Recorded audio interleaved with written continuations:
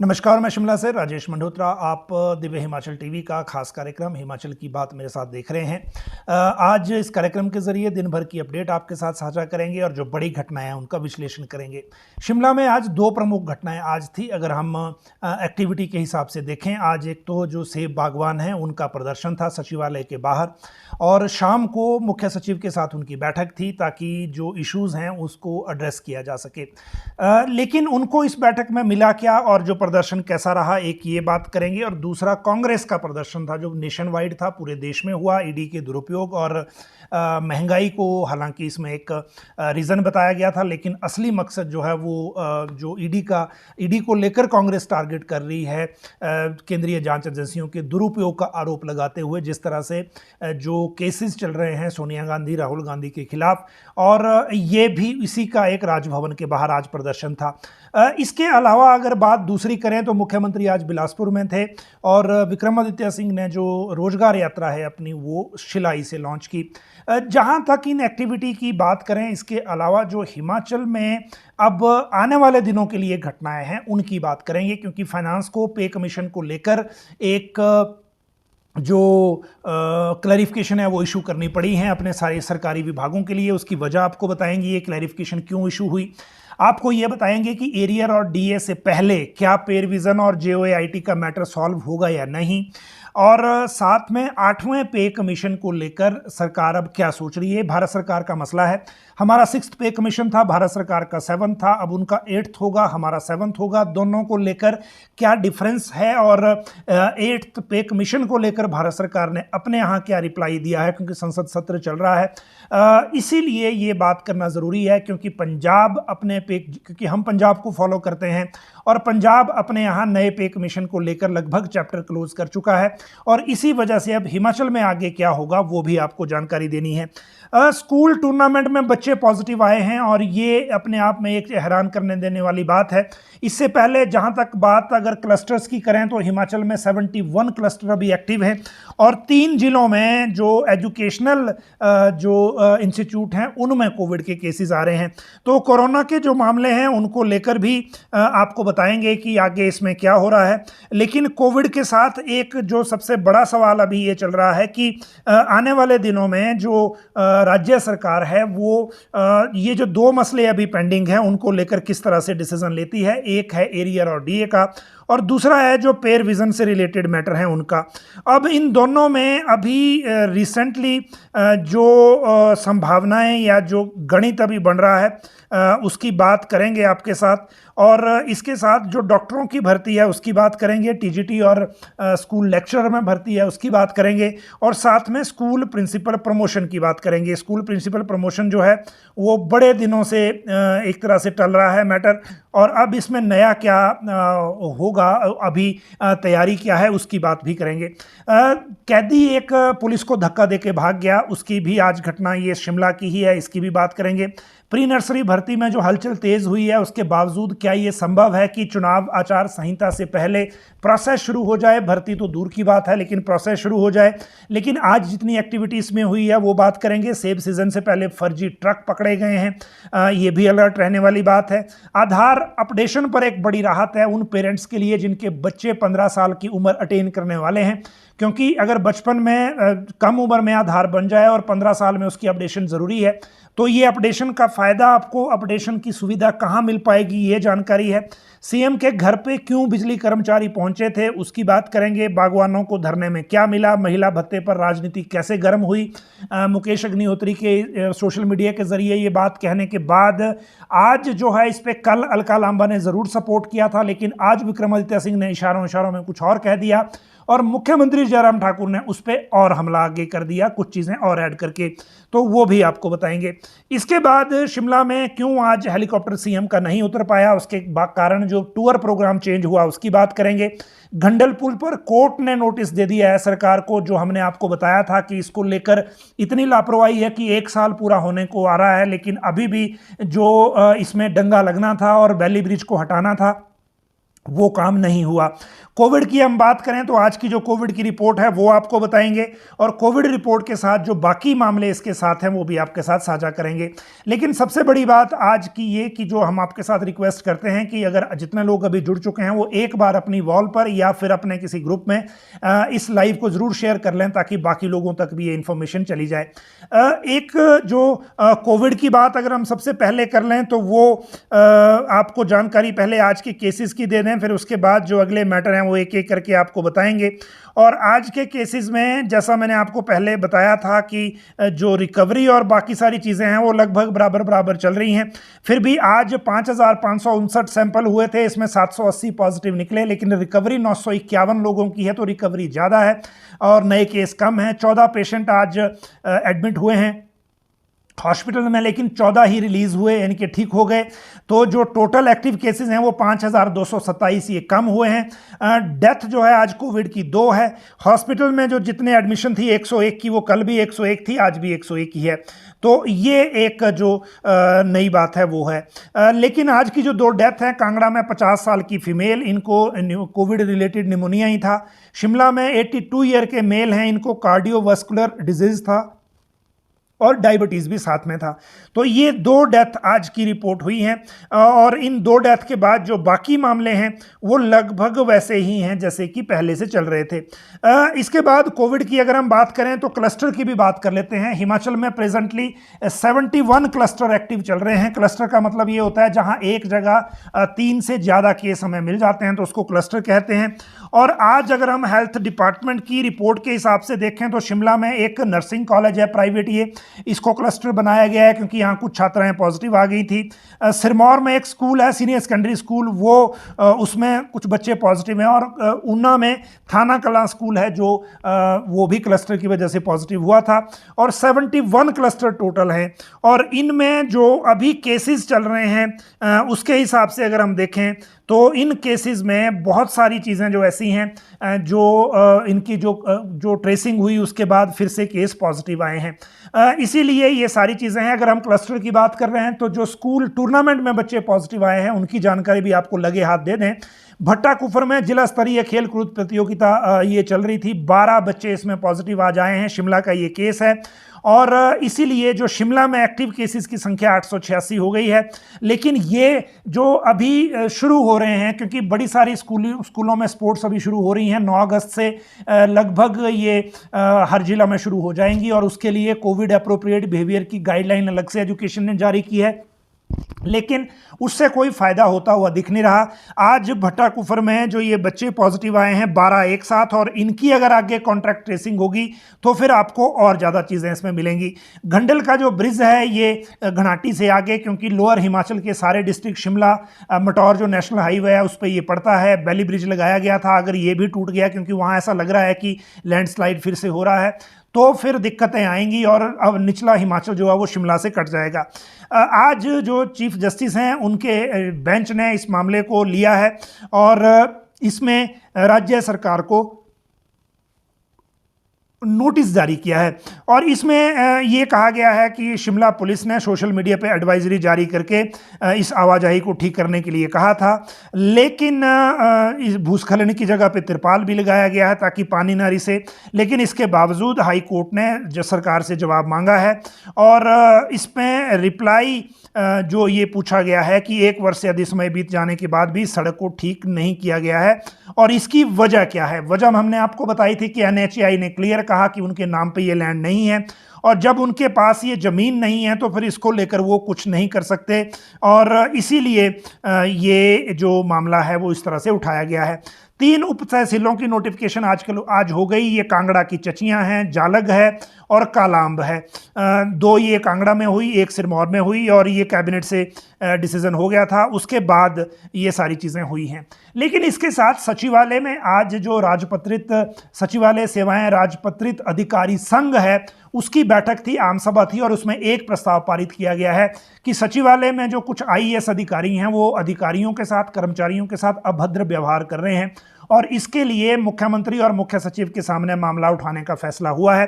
हाल ही में एक इंसिडेंट हुआ था जो किसी एसओ के साथ पीडब्ल्यूडी में शायद या किसी और डिपार्टमेंट में एक अफसर ने कुछ इंसिडेंट हुआ था, उसके बाद एसओ ने इसकी शिकायत की। आज जब आम सभा हुई तब भी जो कंसर्न एसओ थे उन्होंने अपनी इस घटना को बताया और वो रोने लग पड़े वहाँ पर। तो इस तरह की जो चीज़ें हैं वो हो रही हैं। इससे पहले जो एक प्राइवेट सेक्रेटरी के साथ जो एक इंसिडेंट हुआ था वो अलग से हो चुका है।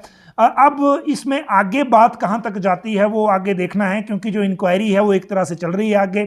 और अब ये सचिवालय के जो सचिवालय सेवाएं अधिकारी संघ है, इन्होंने भी कुछ अधिकारियों को लेकर अपना जो टारगेट है वो किया है।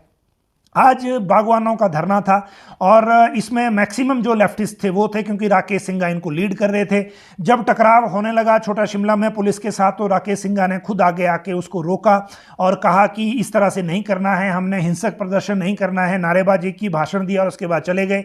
हालांकि इस वजह से जो सड़क को पूरी तरह से रोकना पड़ा था, दोनों तरफ से दिक्कतें हुई और ट्रैफिक जो है वो बहाल नहीं हो पाया शाम तक।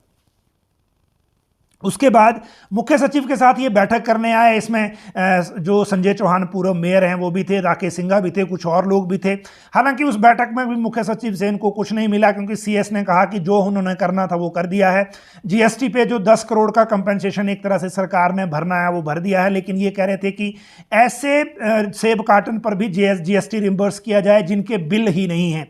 तो उसको लेकर तो राज्य सरकार ने मना कर दिया कि ये तो नहीं हो सकता, क्योंकि कम से कम सरकार इस तरह से जो बिना बिल का सामान है उस पर जीएसटी नहीं दे सकता और वो कंपनसेशन नहीं भरा जा सकता। लेकिन जो सड़कों को लेकर एक बजट अप्रूव करना था वो कर दिया है। बाकी जो मामले हैं वो ग्रीवेंसेस कुछ इन्होंने बताया उनको ड्यू कोर्स ऑफ टाइम में सेटल करेंगे, लेकिन इस बैठक से कोई नई अनाउंसमेंट नहीं निकल पाई। लेकिन इस धरने के बाद एफआईआर जरूर हो जाएगी, क्योंकि पुलिस ने रिपोर्ट सबमिट कर दी है और उसके बाद इस केस में एफआईआर दर्ज हो रही है। ये तो मामले हो गए आज के धरनों से संबंधित। इसके बाद अगर हम अगली बात करें तो उसको लेकर भी अगली जो बात है वो एक एक करके कर लेते हैं। और जो अगला विषय है वो शिमला मुख्यमंत्री का हेलीकॉप्टर नहीं उतर पाया, बिलासपुर से आना था और शिमला में प्रोग्राम और तरह के लगे हुए थे, लोगों को मिलने के लिए टाइम दिया हुआ था, लेकिन खराब मौसम के कारण यहाँ लैंडिंग नहीं हो पाई। उसके बाद सोलन और कसौली में भी ट्राई किया गया, वहाँ भी लैंडिंग नहीं हो पाई और फिर फाइनली सीएम चंडीगढ़ चले गए।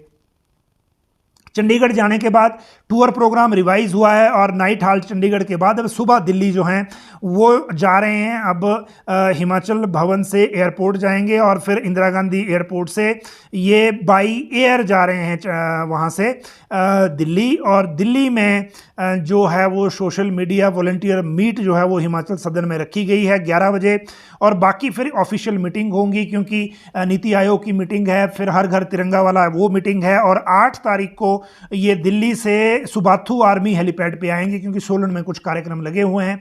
लेकिन इस तरह से प्रोग्राम चेंज हुआ क्योंकि मौसम ने अलाउ नहीं किया हेलीकॉप्टर ने यहाँ लैंड करने के लिए। इसके बाद महिला भत्ते पर राजनीति गर्म हो गई है। नेता प्रतिपक्ष ने सोशल मीडिया के जरिए अनाउंसमेंट की थी कि हिमाचल में 18 से 60 साल की महिलाओं को जो 1500 रुपये प्रति माह जो भत्ता देगी कांग्रेस सरकार। और उसके बाद अलका लांबा से जब यहाँ पूछा गया तो उन्होंने कहा कि अगर उन्होंने नेता प्रतिपक्ष ने कहा है तो ये ज़रूर जो चुनाव घोषणा पत्र है उसमें आएगा। लेकिन आज हो कुछ और गया और हुआ ये कि जो विक्रमादित्य सिंह ने आज शिलाई से जो रोजगार यात्रा अपनी शुरू की उसमें कहा कि वीरभद्र सिंह ये सिखा गए हैं कि उतने ही पैर पसारो जितनी चादर हो और इसीलिए हमें ऐसी घोषणाओं से बचना चाहिए जिसको बाद में पूरा करना मुश्किल हो।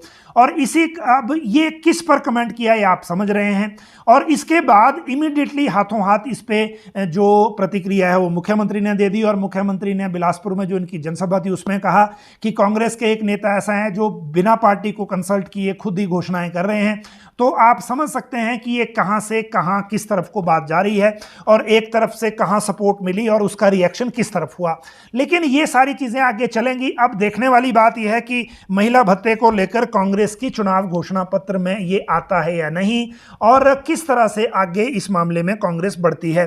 अगली बात बागवानों के धरने वाली हो गई। सीएम के घर पहुंचे बिजली कर्मी, उसकी की बात कर लेते हैं। बिजली कर्मचारी जो हैं वो अपनी मांगों को लेकर लगातार बात कर रहे हैं और ये कह रहे हैं कि उनके जो मसले हैं वो सर्विस कमेटी में जल्दी लाए जाएं। इससे पहले जो सर्विस कमेटी को करने की इनको डेडलाइन दी गई थी उसके मुताबिक हुई नहीं। फिर इन्होंने अपना धरना का प्रदर्शन का एक ऐलान किया एक संगठन ने, लेकिन वो पहले दिन ही टूट गया क्योंकि जो प्रबंधन था उसने कहा कि हम ये काम कर रहे हैं। उसके बाद आज जो टेक्निकल कर्मचारियों की यूनियन है वो ओक ओवर पहुंच गई थी, बहुत सारे कर्मचारी वहां आए थे। उसके बाद मुख्यमंत्री ने जल्दी ही सर्विस कमेटी करने को लेकर वहां से फोन कर दिया। जूनियर शब्द से तो निजात मिल जाएगी, जो जूनियर टीममेट या जूनियर हेल्पर है, लेकिन बाकी मामलों में क्या होता है इसके लेकर अभी भी इंतजार करना होगा। लेकिन इतना जरूर है कि सीएम के हस्तक्षेप के बाद कम से कम सर्विस कमेटी की बैठक जल्दी हो जाएगी। आधार अपडेशन पर हम आपको एक बड़ी राहत है वो देना चाहेंगे। बहुत सारे पेरेंट्स इसके कारण परेशान रहते हैं कि जो बच्चे हैं उनकी जो आधार अपडेशन होनी है उसके लिए वो कहाँ जाएंगे, क्योंकि सभी जो सुगम केंद्र हैं वहाँ पे भी ये अवेलेबल नहीं है और सभी जो कॉमन सर्विस सेंटर हैं, लोकमित्र केंद्र हैं, वहाँ भी ये सुविधा नहीं है। लेकिन हमने जो आईटी के सेक्रेटरी हैं रजनीश, उनसे जब पूछा तो उन्होंने कहा कि हम स्कूलों के में कैंप लगाने जा रहे हैं यूआईडीआई के माध्यम से आईटी डिपार्टमेंट, और उसमें आधार अपडेशन का सुविधा मिल जाएगी। अब इसमें आधार अपडेशन की सुविधा इसलिए ज़रूरी है क्योंकि 0 से 5 साल का जो एनरोलमेंट है हिमाचल में आधार बनाने का वो जो है 58% है। ये कम है, लेकिन ऑल इंडिया रैंकिंग में हिमाचल का दूसरा नंबर है। जहां तक बात इससे ऊपर की कैटेगरी में आधार बनाने का है वो हिमाचल में 110% है। यानी कि हम अभी 80 लाख लोगों के आधार हिमाचल में बना चुके हैं और 110% एनरोलमेंट के बावजूद ऑल इंडिया रैंकिंग जो है इसमें हिमाचल की वो जो है जो चौथे रैंक पर है। लेकिन जो 0 से 5 साल वाली है उसमें एनरोलमेंट 58% है, लेकिन ऑल इंडिया रैंकिंग सेकंड है हिमाचल की। लेकिन जिन बच्चों का आधार 0 से 5 साल की उम्र में बन जाता है उसको 15 साल अटेन करने के बाद अपडेट करना पड़ता है, और ये अपडेशन जो है वो बायोमेट्रिक की होती है, बायोमेट्रिक रिकॉर्ड की होती है। यानी कि बच्चे का फेस भी नए सिरे से स्कैन होगा और जो फिंगरप्रिंट हैं वो भी नए सिरे से होंगे, क्योंकि उसमें कई तरह का चेंज आ जाता है 15 साल के बाद। फिर 15 साल के बाद बायोमेट्रिक रिकॉर्ड को चेंज करने की कोई ज़रूरत नहीं होती, और अपडेशन आप बाद में एड्रेस या बाकी चीज़ों की है वो बाद में कर सकते हैं। उसकी सुविधा एम आधार ऐप के जरिए हो जाएगी। लेकिन ये सुविधा जो अपडेशन की है बच्चों की, ये स्कूलों में ही मिल जाएगी, और जैसे ही ये शेड्यूल फाइनल होगा हम इसकी जानकारी आपको अलग से देंगे, क्योंकि राज्य के जो स्कूल हैं जिनमें अच्छा एनरोलमेंट है वहां पर आईटी डिपार्टमेंट ये कैंप लगाने जा रहा है ताकि आधार अपडेशन 15 साल वाले बच्चों के लिए वहीं हो जाए। अगली बात करें अब तो सेब सीजन में फर्जी ट्रक पकड़े गए हैं। ये आपको जानकारी इसलिए देना जरूरी है क्योंकि आजकल सेब सीजन चल रहा है और सेब सीजन में इस तरह के जो इंसिडेंट हैं वो होना एक तरह से जो ठगी होती है, फिर वो बाद में वो चीज़ें मिलती नहीं। इसकी बात करेंगे, लेकिन जो मौसम है आप देखिए, मानसून ने अब तक 600 करोड़ का नुकसान कर दिया है और बर्फबारी से ये 10 गुना ज़्यादा है। अगले 4 दिन के लिए फिर से जो है येलो अलर्ट है और जो बारिश है वो एज इट इज़ होती रहेगी। अगले 9 अगस्त तक येलो अलर्ट अनाउंस हो गया है और इसी तरह से फिर आगे जो है आपको उसी तरह से अलर्ट रहना पड़ेगा। बागवानों का जो इशू है वो बताने से पहले मैं आपको कैदी की बात बता दूं जो पुलिस को चकमा दे के फरार हो गया। ये फागू के पास जो एसएचओ हैं रामपुर करम सिंह ठाकुर, उनके साथ ये इंसिडेंट हुआ क्योंकि जो चोरी का ये मामला है और ये चोरी के आरोपी था, कोर्ट में केस चल रहा है। जाकिर हुसैन है, उससे पूछताछ कर रहे थे क्योंकि जो बाइक यूज़ की गई थी वो उसके पास थी। आरोपी जो है वो शाहनवाज है। ये कांस्टेबल अमर सिंह है, उसके साथ खड़ा था, लेकिन आरोपी ने शौच का बहाना बनाकर कांस्टेबल को पहले बहाना बनाया, जो मना किया, तो फिर धक्का देकर वहां से फरार हो गया। पकड़ने की कोशिश की गई लेकिन वो हाथ नहीं आया। 29 जुलाई को रामपुर के शिंगड़ा गांव में 2 लोगों ने सीता देवी के घर पे चोरी की थी। चोरों ने 4.5 लाख के गहने चुराए थे और उसमें ये मामला दर्ज हुआ था। उसी में इसको 2 दिन के अंदर दबोच लिया गया था, लेकिन अब ये धक्का देकर फरार हो गया। तो ये जो इंसिडेंट है वो आपको जानकारी इसकी देना ज़रूरी था, इसीलिए हमने ये जानकारी दी। अब बात करते हैं अगले मामलों की, खासकर जो मैंने अभी आपको बताया नौकरियों के मामले और डॉक्टरों की भर्ती के मामले बाद में करेंगे। लेकिन एक बात जो इम्पोर्टेंट है वो ये कि जो आज बागवानों को लेकर है उसकी आपको बात बता दें, क्योंकि 3 ट्रक फर्जी पकड़े गए हैं।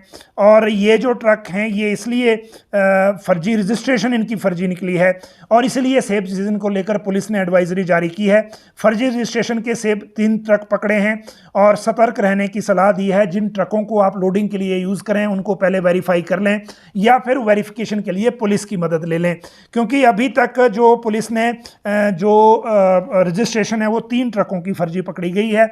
बाद में पता लगता है कि सेब जहां भेजा गया वहां पहुंचा नहीं और रास्ते से ट्रक ही गायब है। तो इस तरह की चीज़ें ना हो, इसके कारण इस तरह से अलर्ट रहना ज़रूरी है। अगली बात करें तो वो बात होगी टीजीटी, जेबीटी और प्रिंसिपल प्रमोशन की, तीनों की बात करते हैं। जेबीटी की बात इसलिए क्योंकि कल कुछ क्वेरीज आ रही थी और वो क्वेरी थी कि जो भर्ती को लेकर क्लियरेंसेस गई हैं, वो इसलिए कि बहुत सारे लोग कह रहे थे कि बीएड के साथ जेबीटी का टेट नहीं होता। बिल्कुल आपकी बात सही है, लेकिन बीएड के साथ क्या जेबीटी नहीं, या जेबीटी के बाद बीएड नहीं हो सकती और उसके बाद क्या टेट नहीं हो सकता? और इसको भी छोड़िए, सबसे बड़ी बात यह है कि जो चिट्ठी लिखी गई थी 28 जुलाई को हमीरपुर कर्मचारी चयन आयोग से डायरेक्टर एलिमेंट्री को, उसका आप लास्ट पैरा पढ़िए। Further the clarification regarding eligibility of the candidates having BA, BSc, BEd with JBT TET for the post of JBT has not been yet received from your office, यानी कि Office of Elementary Department, which may kindly be provided at the earliest so that the recruitment process will be concluded accordingly। ये हमीरपुर कर्मचारी चयन आयोग ने खुद लिख के भेजा था कि हमारे पास बीए, बीएड, बीएससी के ऐसे बीएड वाले बहुत से लोग हैं जिनके पास टेट का सर्टिफिकेट है और उनको लेकर आपने क्लैरिफिकेशन नहीं भेजी है। तो वो क्लैरिफिकेशन चली गई है आज और उसी की मैं आपको जानकारी दे रहा था। बाकी जो मामले हैं, रिजल्ट जल्दी आ रहा है, रिजल्ट के बाद आपको पता लग जाएगा कि उसमें आगे क्या होता है। इसके बाद जेबीटी की टीजीटी की बात करते हैं। और टीजीटी की बात इसलिए क्योंकि टीजीटी भर्ती को लेकर जो क्लैरिफिकेशन जो एक परमिशन सीख की गई है एलिमेंट्री एजुकेशन के द्वारा, उसके बाद आगे डिपार्टमेंट ने क्या किया वो जानकारी आपको देनी है। वैसे ये मसला नौकरियों का है, हमारे 6 बजे के बुलेटिन और 8 बजे के बुलेटिन दोनों में चल चुका है। नई बात बताने की यह है कि जो टीजीटी के लिए जानकारी परमिशन मांगी गई है वो मांगी गई है 1587 पदों के लिए और इसमें से सिर्फ 87 पदों की अप्रूवल गई है। और ये जो 87 पदों की अप्रूवल है ये टीजीटी नॉन मेडिकल में गई है। ये एलिमेंट्री एजुकेशन के पास है, लेकिन बाकी जब आएगी तभी रिक्विजिशन आगे बनेगी और 1587 पोस्ट में से 50% बैच वाइज में जाएगी और बाकी डायरेक्ट भर्ती में जाएगी। इसमें जो आर्ट्स में 744 है, 557 नॉन मेडिकल में है और 286 मेडिकल में है। अब ये फाइल जो है वो सेक्रेटरी एजुकेशन के बाद फाइनेंस को चली गई है। इसके साथ 530 पोस्टें स्कूल लेक्चरर की भी हैं और वो भी गई हैं। जब क्लियरेंसेस मिलेगी उसके बाद ये भर्ती शुरू होगी और इसी कारण जो बैच वाइज भर्ती की भी डिटेल लोग मांग रहे हैं बार बार, वो भी इसी के साथ कनेक्टेड है, वो भी इसमें आ जाएगा। अब बात करते हैं प्रिंसिपल प्रमोशन की। आज हमने सेक्रेटरी एजुकेशन के ऑफिस में जब इस बारे में पता किया तो जो एजुकेशन, हायर एजुकेशन से प्रिंसिपल प्रमोशन को लेकर सारा डाटा चला गया है और वो डाटा अब सेक्रेटरीट में है और इसमें जो अब डीपीसी होनी है सेक्रेटरी एजुकेशन के स्तर पर, इस डाटा को प्राइमरी तौर पे एक बार वेरीफाई कर लिया गया है। अगर कोई और डिटेल आनी होगी तो उसके बाद होगी, लेकिन आज जो तैयारी इसमें चल रही है उसके मुताबिक अब ये डीपीसी होगी मॉनसून सेशन के बाद, यानी कि 13 अगस्त के बाद ये डीपीसी होगी। एक रेफरेंस इसमें एक आया है जो एजुकेशन मिनिस्टर हैं उनके ऑफिस से और उन्होंने कहा है कि इस डीपीसी को अब प्रायोरिटी पे किया जाए और अब सेक्रेटरी एजुकेशन जो सेशन है, सेशन के बाद इस बारे में अब फैसला लेंगे और फिर ये डीपीसी होगी। डीपीसी इसलिए ज़रूरी है क्योंकि 2016-17 से बाद अब तक सिर्फ कोर्ट केस के कारण प्लेसमेंट्स हुई हैं और प्रिंसिपल जो हैं वो प्लेसमेंट पर ही रिटायर हो गए हैं, उनको प्रिंसिपल बनने का फाइनेंशियल बेनिफिट नहीं मिला है। अब इंतज़ार थोड़ा सा और करिए क्योंकि सेशन अभी आ रहा है। सेशन के दौरान आपको पता है कि जो रिप्लाई और बाकी सारी चीज़ों में बहुत व्यस्तता रहती है। उसके बाद ये जैसे ही मामला टेकअप होगा इसकी जानकारी हम आपको उसी टाइम फिर देंगे भी। अगली बात प्री नर्सरी भर्ती को लेकर कर लेते हैं। आज कल हमने 9 बजे आपको बताया था कि आज इस बारे में एक बैठक होने वाली है। एलिमेंट्री एजुकेशन के साथ डायरेक्टरेट के अधिकारियों के साथ सेक्रेटरी एजुकेशन ने बैठक ली और सबसे बड़ी बात यह कि जितना ड्राफ्ट अभी तक दिया गया था उसमें कुछ करेक्शन करने को लेकर सेक्रेटरी ने कहा है और कल दोबारा सबमिट करने को कहा है। तो कल ये ड्राफ्ट फिर से सबमिट सबमिट होगा। जो आज की बैठक में थोड़ी सी एक तरह से संकेत मिले हैं, सेक्रेटरी ये चाहते हैं कि ये भर्ती आउटसोर्स पर ना हो, नॉन यानी कि अस्थाई तौर पे ना हो, इसको स्थायी तौर पे किया जाए।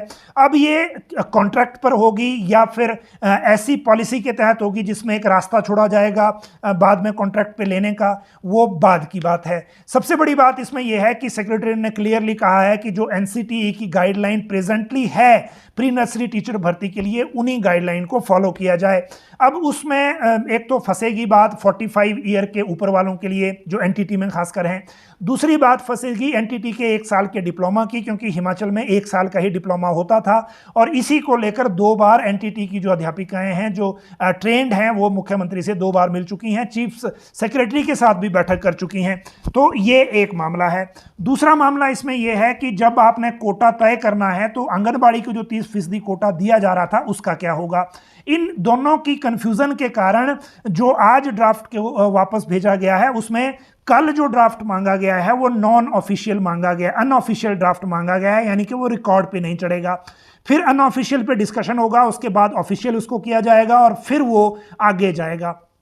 इसीलिए प्री नर्सरी को लेकर अभी सिर्फ बात इतनी है कि हलचल शुरू हुई है, फाइलें चलना शुरू हुई हैं, लेकिन अंतिम फैसला कैबिनेट में ही होगा, क्योंकि मुख्यमंत्री, शिक्षा मंत्री सबको इस बारे में पता है कि अभी अगर भर्ती करनी है तो तरीका क्या होगा, और अगर 1 साल और 45 साल वाला जो मसला है उसको भी एड्रेस करना है तो भी तरीका क्या होगा। तो ये मामला अभी ज़्यादा सेटल हुआ नहीं है।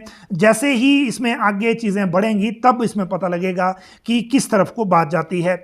अब बात करते हैं वॉक इन इंटरव्यू में रिजर्वेशन की। ये है डॉक्टर भर्ती की बात। और डॉक्टरों में 300 पद कैबिनेट से हुए थे। उस दिन हमने आपको 9 बजे बताया था कि कैबिनेट ने अपना ही फैसला जो है वो संशोधित किया है, और ये संशोधित फैसला इतना फास्ट आगे मूव किया। आप देखिए कि आज इसकी नोटिफिकेशन हो गई भर्ती प्रोसेस को शुरू करने की, जो वॉक इन इंटरव्यू के जरिए डॉक्टरों के 300 पद भरे जा रहे हैं। नेरचौक मेडिकल यूनिवर्सिटी इस परीक्षा को लेगी। आज के शेड्यूल के मुताबिक 6 अगस्त से 22 अगस्त तक आवेदन लिए जाएंगे और 30 अगस्त को से एडमिट कार्ड जारी होंगे और 4 सितंबर को ये परीक्षा होगी। परीक्षा के बाद अगले दिन ही जो आंसर की है वो जारी हो जाएगी, और उसके नेक्स्ट डे जो 7 तारीख तक, 7 सितंबर तक जो इसमें बैठेंगे परीक्षा में, उनको ऑब्जेक्शन के लिए टाइम दिया जाएगा जब तक कि फाइनल वो नहीं हो जाती। लेकिन पहली बार है कि वॉक इन इंटरव्यू में रिटन टेस्ट हो रहा है, और ये भी पहली बार है कि वॉक इन इंटरव्यू में आरक्षण रोस्टर लग रहा है, रिजर्वेशन रोस्टर लग रहा है, जिसको लेकर केस भी कोर्ट में गया था। अब आप देखिए कि जो रिजर्वेशन रोस्टर है 300 पदों के लिए, इसमें अनरिजर्व्ड के लिए 120 सीटें हैं, अनरिजर्व्ड एक्स सर्विसमैन के लिए 34 सीटें हैं, unreserved ward of freedom fighter के लिए 3 हैं, फिर इसी तरह से एससी अनरिजर्व्ड 37 हैं, एससी एक्समैन 6 हैं, SC ward of freedom fighter 2 हैं, एससी अनरिजर्व्ड 18 हैं, एसटी अनरिजर्व्ड 18 हैं, एसटी एक्समैन 2 हैं, इसी तरह से ओबीसी अनरिजर्व्ड 32 हैं, OBC ward of freedom fighter 1 है, एक्स सर्विसमैन 3 हैं, और ईडब्ल्यूएस में 30 सीटें अलग से दी गई हैं। तो ये है डॉक्टरों की भर्ती के मामले में जो पहली बार रिजर्वेशन रोस्टर लग रहा है। अब अगली बात करते हैं, क्योंकि स्कूल टूर्नामेंट की मैं आपको बात बता चुका हूं। इससे पहले कि हम पेयर विजन क्लैरिफिकेशन और एरियर राइडर और जेओए पे जाएं, इससे पहले बात कर लेते हैं 8वें पे कमीशन की। अभी जो हिमाचल सरकार के कर्मचारियों को मिला वो 6ठा वेतन आयोग था, भारत सरकार का 8वां था, लेकिन 7वां था, और अब हमारा 7वां होगा अगला, और भारत सरकार का 8वां होगा। लेकिन मैं आपको ये नए पे कमीशन को लेकर इसलिए जानकारी दे रहा हूं क्योंकि पंजाब ने लगभग अपने यहां ये क्लियर कर दिया है इस बार पे कमीशन के बाद कि अगली बार से वो सेंट्रल पे कमीशन को ही फॉलो करेंगे और अपने तरफ से अपना पे कमीशन नहीं बनाएंगे। अगर पंजाब नहीं बनाएगा तो हम कहां जाएंगे ये भी आपको पता है, फिर हमें भी सेंट्रल ही लेना पड़ेगा। इसीलिए सेंट्रल पे कमीशन की जानकारी आपको होना जरूरी है जितने कर्मचारी हिमाचल में काम कर रहे हैं। आज अगर मैं आपको एक बात बताऊं, ये मामला जो है वो राज्यसभा में सवाल था, सवाल का रिप्लाई था, और रिप्लाई में वित्त मंत्री जो हैं उन्होंने ये रिप्लाई किया है। ये वित्त मंत्रालय के व्यय विभाग एक्सपेंडिचर डिपार्टमेंट का रिप्लाई है। सवाल ये पूछा गया कि क्या ये सत्य है कि केंद्र सरकार कर्मचारियों और पेंशन भोगियों को वेतन भत्तों और पेंशन में संशोधन के लिए 8वें केंद्रीय वेतन आयोग CPC का गठन नहीं करने पर विचार कर रही है। यदि हाँ तो इसका ब्यौरा दें, इसका कारण क्या है। और अगर ये सच है तो जो केंद्रीय 7वां वेतन आयोग है उसकी सिफारिश की थी कि सरकार की कर्मचारियों जो 10 साल की लंबी अवधि के बाद नया वेतन आयोग बनाने के बजाय इनके वेतन भत्तों पेंशन समीक्षा प्रत्येक वर्ष करनी चाहिए, हर साल करनी चाहिए और हर साल इसको रिवाइज करना चाहिए। अगर आप पूछा यह गया कि क्या आप नहीं बना रहे हैं, यदि हाँ तो आप फिर डेली जो हर साल रिवाइज करने की प्रक्रिया को लागू कर रहे हैं या नहीं। रिप्लाई दिया गया बिल्कुल नहीं, हम 8वां वेतन आयोग बनाएंगे। और फिर कहा गया कि जो ये रिपोर्ट में कहा गया था पैरा 1.22 में ये सिफारिश की थी कि मैट्रिक्स को 10 वर्ष की लंबी अवधि की प्रतीक्षा किए बिना आवधिक रूप से पुनरीक्षित किया जाए। एक एक्वायर्ड फॉर्मूला आधार पर पुनरीक्षित और संशोधित किया जा सकता है, जिसमें ऐसी उपयोगी वस्तुओं के मूल्य परिवर्तनों को विचार में शामिल किया जा सकता है जो सामान्य व्यक्ति की जरूरतों में शामिल होती है, जिनकी शिमला स्थित श्रम ब्यूरो आवधिक रूप में समीक्षा करता है। ये जो समीक्षा है, मान लीजिए 1 साल के लिए लागू होना है, तो वो शिमला वाला जो ये लेबर ब्यूरो है ये इसकी समीक्षा करता है। सुझाव है कि नए वेतन आयोग की प्रतीक्षा किए बिना उस मैट्रिक्स को आवधिक रूप से संशोधित करने के लिए इसे आधार बनाया जाना चाहिए। 7वें केंद्रीय वेतन आयोग के आधार पर वेतन और भत्तों में संशोधन के लिए अनुमोदन प्रदान करते हुए समय केंद्रीय मंत्रिमंडल द्वारा इस मुद्दे पर विचार नहीं किया गया है, मतलब इसको लागू नहीं करेंगे। जबकि 8वां वेतन आयोग बनाने वाला जो ऑप्शन है वो अभी खुला हुआ है। तो ये 2 चीजें बिल्कुल क्लियर हो गई। अब बात करते हैं उस बात की जिसके कारण आज जिसके कारण आपके सामने एक डॉक्यूमेंट आया है सोशल मीडिया के जरिए कि पे रिवीजन पर वित्त विभाग को क्लैरिफिकेशन क्यों जारी करनी पड़ी, इसकी बात करेंगे। जो पे रिवीजन पर एसीएस फाइनेंस ने एक क्लैरिफिकेशन जारी की है सभी एडमिनिस्ट्रेटिव सेक्रेटरीज को, एचओडीज को, डिविजनल कमिश्नर को, डीसीज को, रजिस्ट्रार जनरल हाईकोर्ट को। और इसमें यह कहा गया है रिगार्डिंग प्लेसमेंट ऑफ हायर पे scales oblique structure. I am directed to refer the subject cited above and to say that the references are being received from various quarters seeking clarification regarding placement of government employees in higher pay scales या higher pay structures after certain period of regular service. In this regard, the position is already clearly stated in para 4 of the department's letter number dated 3rd January 2022. It is requested to ensure that instruction dated 3/1/2012 as referred to above are adhered to strictly. मतलब ये हुआ कि बहुत से department से finance में ये references आ रहे थे कि जो हायर पे स्केल या हायर पे स्ट्रक्चर में कर्मचारियों की फिक्सेशन करनी है उसका फॉर्मूला क्या होगा, क्योंकि बहुत से डिपार्टमेंट्स में जो एक सेल्फ मॉड्यूल भी लागू हो गया हुआ था। और दूसरी बात ये कि जो लेफ्ट आउट कैटेगरीज हैं वो तो मसला अलग है, लेकिन जिनको हायर ग्रेड पे मिल रहा था उनकी जो किस एलिजिबिलिटी ईयर के बाद मिलेगा उसको लेकर क्लैरिफिकेशंस आ रही थी। इसीलिए ये दोबारा से रिट्रेट करना पड़ा। और मुझे लगता है क्लैरिफिकेशन इसलिए भी जल्दी बार बार आ रही थी क्योंकि जो पे रिवीजन को लेकर जो राइडर के बाद नोटिफिकेशन आ गई कि जो राइडर के मामले में जो फाइनल इफेक्ट है वो तब आएगा जब 3 जनवरी 2022 की नोटिफिकेशन को सरकार अमेंड करेगी। जब बात अमेंडमेंट की आ गई तो उसके बाद शायद लोगों को लगा कि जो 2 साल के रेगुलर सर्विस के बाद वाली जो हायर ग्रेड पे की लाभ देना होता है उसमें शायद कोई चेंज हो जाएगा, इसलिए रेफरेंसेस आ रहे थे। इसके बाद फाइनेंस को यह क्लियर करना पड़ा कि पैरा 4 में जो क्लियरली कहा गया है कि रेगुलर सर्विस के 2 साल के बाद हायर ग्रेड पे की कैलकुलेशन होगी, उससे पहले नहीं होगी। इसी कारण ये क्लैरिफिकेशन जारी करनी पड़ी। अब इसके साथ रिलेटेड चीज है पे रिवीजन इनके राइडर और जेओआईटी पर फैसला कब होगा। और दूसरी बात है कि एरियर और डीए फिर कब दिया जाएगा। अब एरियर और डीए को लेकर तो आप लगभग ये क्लियर हो जाइए कि एरियर और डीए सिर्फ अनाउंसमेंट होगी, मुख्यमंत्री अनाउंसमेंट करेंगे और वो 15 अगस्त को अनाउंसमेंट होगी एरियर और डीए पर।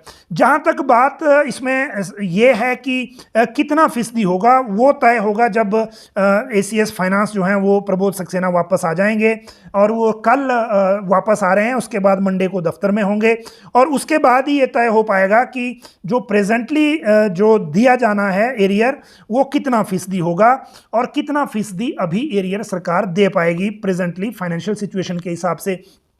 इसीलिए उसका तो आप ये तय मानिए कि 15 अगस्त को वो मिल रहा है। तो एरियर और डीए में कोई कंफ्यूजन नहीं है। कंफ्यूजन सिर्फ ये है कि कितना फीसदी होगा, वो सरकार की फाइनेंशियल स्टेबिलिटी के हिसाब से होगा, क्योंकि 1500 करोड़ लोन अभी लिया है, कुछ अभी और लिया जाना बाकी है।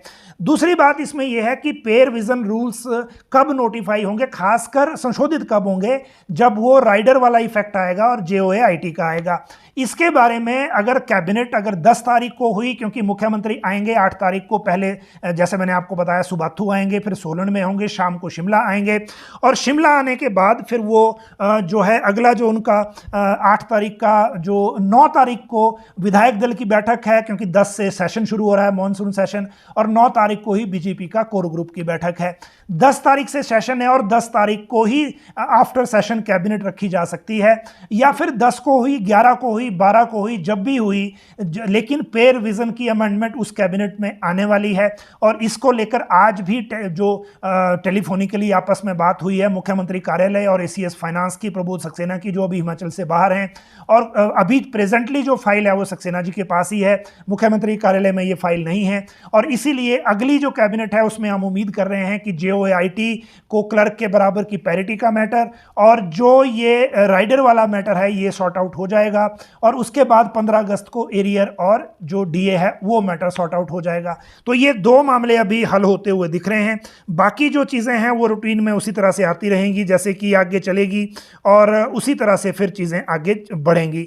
लेकिन जो पेंडिंग मामले बाकी हैं, जैसे ग्राम पंचायत वेटनरी असिस्टेंट 389 या कुछ पोस्टों की बात कर रहे हैं बहुत सारे दर्शक हमारे, उस मामले में क्लियर कर दूं मैं आपको कि अभी तक कैबिनेट के लिए ना तो परमिशन मांगी गई है, ना कोई फाइनेंस में मैटर गया है। और पिछली बार जब 507 वाला मैटर था तो उसमें कैबिनेट ने क्लियर किया था कि ये डाइंग कैडर अब कर दीजिए, इसमें दोबारा भर्तियां ना करिए।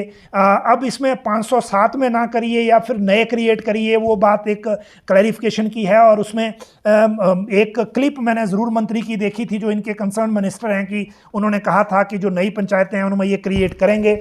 लेकिन जहाँ तक फाइनेंस की बात है, फाइनेंस बिल्कुल क्लियर कह रहा है कि ग्राम पंचायत वेटरनरी असिस्टेंट में अब और कोई नई पोस्ट देने की स्थिति नहीं है। जहाँ तक और मामले हैं, पटवारी भर्ती नए सिरे से होने वाली है, उसके लिए डाटा एकत्रित किया जा रहा है, जो इच्छुक हैं वो तैयारी करें। टीजीटी की बैच वाइज और दूसरी दोनों एक साथ आनी है, लेकिन ये मुझे लगता है, अब भी मुझे ये लग रहा है कि इलेक्शन के बाद ही आएगी। बाकी डॉक्टर वाली भर्तियां हैं वो अभी शुरू हो ही गई। तो ये अभी तक की सिचुएशन है। और जहाँ तक जो कम्युनिटी हेल्थ ऑफिसर एनएचएम में सीएचओ की होनी है, वो अभी भी विज्ञापन जारी नहीं हुआ है।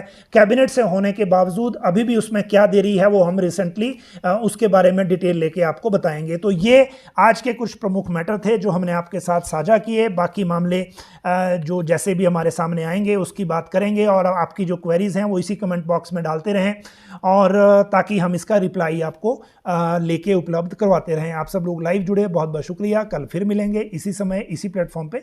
बहुत बहुत धन्यवाद।